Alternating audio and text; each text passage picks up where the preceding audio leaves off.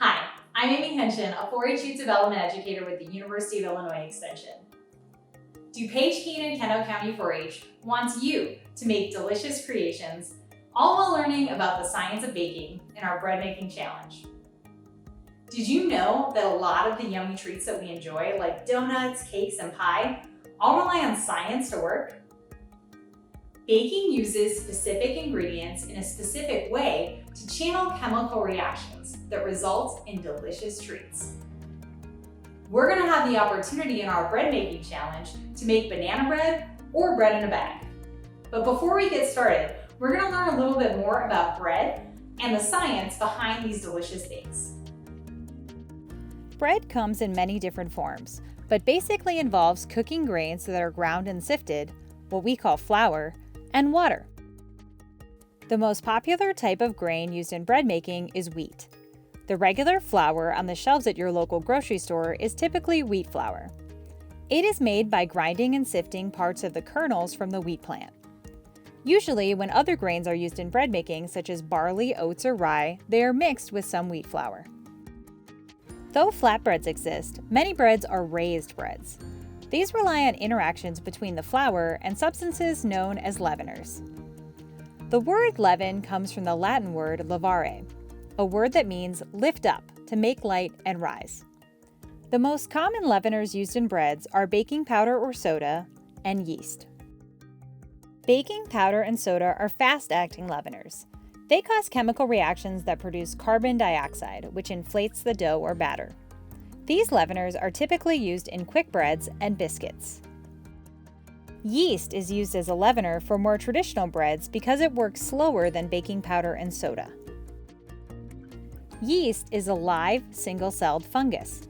There are more than 100 types of yeast, but the type we typically use in bread making is Saccharomyces cerevisiae. We usually buy this in a form called dry active yeast that is dormant and becomes active when it comes in contact with warm water. Yeast feeds on sugars that can be found in flour in a process called fermentation. During this process, the yeast releases bubbles of carbon dioxide, just like the baking powder or soda, but at a slower rate. This gas is trapped in the elastic dough thanks to gluten, which is formed when proteins in flour combine when mixed with water. This trapped gas creates a honeycomb-like structure that causes the dough to rise and expand. Kneading bread dough helps strengthen the gluten strands in the bread. As we knead, large air bubbles are broken up into smaller bubbles, resulting in a more even texture. As bread is cooked, the yeast dies due to the rise in temperature, while the gluten hardens and the dough takes a solid form, giving us the bread we know today that contains air pockets. Yeast also gives the bread flavor.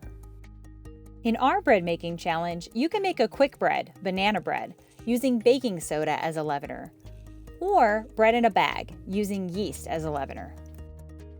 If time, interest, and ingredients permit, you can even make both and then compare your results.